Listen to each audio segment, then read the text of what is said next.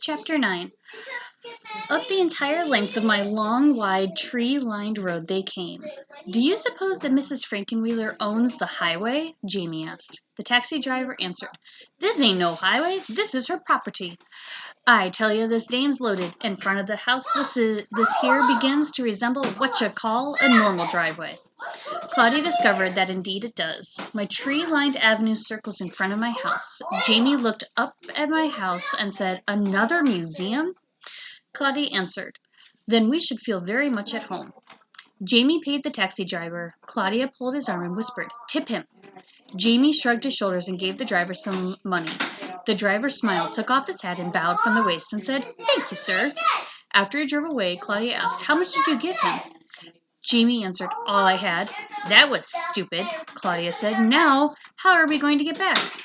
Jamie answered, "I gave him 17 cents, so it wasn't such a great tip. Also, it would never be enough to get us back. We're broke. How do you feel about that, Miss Taxi Rider?" "Pretty uncomfortable," she murmured.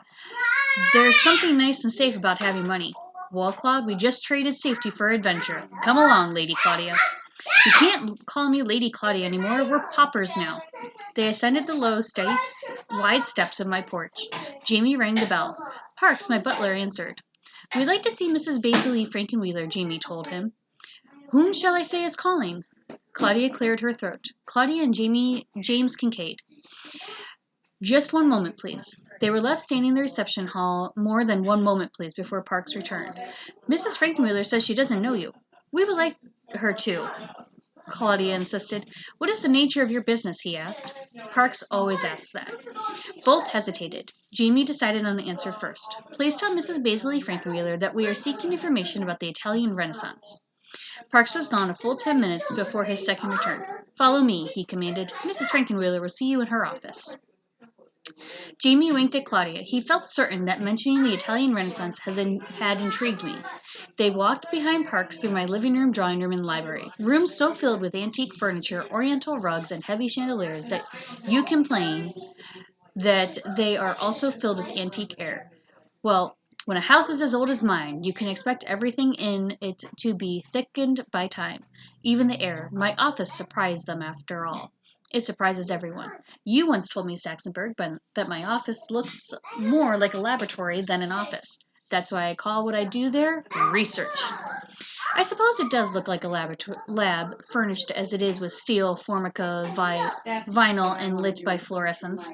You must admit, though, that there is one feature of this room that looks like an office. That's the rows and rows of filing cabinets that line the walls. I was sitting at one of the tables wearing my customary white lab coat and my Baroque pearl necklace when the kids were brought in. "Claudia and James Kincaid," Parks announced. I allowed them to wait a good while longer. Parks had cleared his throat at least 6 times before I turned around. Of course, Saxonburg, you know that I hadn't wasted the time between Parks' announcement that Claudia and James Kincaid wanted to see me and the time they appeared in my office. I was busy doing research. That was also when I called you. You sounded like anything but a lawyer when I called. Disgusting. I could hear the children shuffling back and forth impatiently. The importance of Parks's manners is what kept them from interrupting me. They shuffled and scratched, and Jamie even emitted 2 very false sneezes to attract my attention. It's particularly easy for me to ignore fake sneezes. I went on with my research. I don't like to waste time, so when I at last turned around, I did so abruptly and asked directly, "Are you the children who have been missing from Greenwich for a week?" You must admit, Saxonburg, that when the need arises, I have a finely developed sense of theatrics. They had become so used to not being discovered that they had entirely forgotten that they were runaways. Now their reaction was one of amazement, and they both looked as if their hearts had been pushed through funnels. "All right," I said. "You don't have to tell me. I know the answer." "How did you know about us?" Jamie asked. "Did you call the police?" Claudia asked at the same time. "From the newspapers," I replied, pointing to Claudia. Jamie. "And no," I replied, pointing to Claudia. "Now both of you sit down and talk about the Italian Renaissance." Jamie glanced at the newspapers I had been researching. "We're in the newspapers?" He seemed pleased. "Even your pictures," I nodded. "I like to see that," Claudia said. "I haven't had a decent picture taken since I've been able to walk. Here you are." I held out several papers. 2 days before yesterday, you were on the 5th page in Hartford, and the 2nd page in Stamford, and the front page in Greenwich. The front page in Greenwich? Claudia asked. That's my school picture from 1st grade, Jamie explained. See, I don't have one of my front teeth. Goodness, this picture of me is 3 years old. Mother never even bought my school pictures the last 2 years. Claudia held her picture up for Jamie to see. Do you think I still look like this? Enough, I said. Now, what do you want to tell me about the Italian Renaissance? Is your butler calling the police while you stall us here? Jamie asked. No, I answered, and I refuse to keep reassuring you. If you keep on with this kind of talk, I shall find you so dull that I call your parents as well as the police to get rid of you. Is that clear, young man? Yes, Jamie muttered. Young lady? Claudia nodded yes. They both stood with bowed heads. Then I asked Jamie, Do I frighten you, young man? Jamie looked up. No, ma'am. I'm quite used to frightening things, and you're really not so bad looking. So bad looking? I wasn't referring to the way I look. Actually, I never think much about any of that anymore. I rang for Parks. When he arrived, I told him to please bring me a mirror. Everyone waited in silence until Parks returned with the mirror. Silence continued as I picked it up and began a very long and close inspection of my face.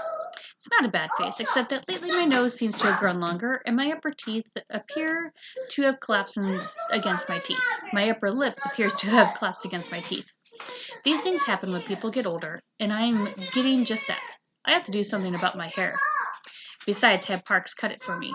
It's altogether white now, and looks like frayed nylon thread. Maybe I'll take out and get a permanent wave, except that I hate beauty parlors. My nose has gotten longer, like Pinocchio, but not for the same reason. Well, not most of the time. I said as I put down the mirror. Claudia gasped, and I laughed. Oh, so you were thinking the same thing. No matter. I never really look past my eyes. That way, I always feel pretty. Windows of the soul, you know. Claudia took a step closer to me. You really do have beautiful eyes. They look they're like looking into a kaleidoscope, the way those golden flecks in them keep catching the light. She was quite close to me now, and actually peering into my face. It was uncomfortable. I put a stop to that. Do you spend much time looking in mirrors, Claudia? Some days I do, some days I don't. Would you care to look now? No, thank you, she said. Well then, I said. We'll continue. Parks, please return this mirror. I want to talk about the Italian Renaissance. James, you haven't said one word since you told me I look frightening. Speak now. We want to know about the statue, Jamie stammered. Speak up, boy, I commanded. What statue? There's Mrs. Frankenwheeler, scoping at her face.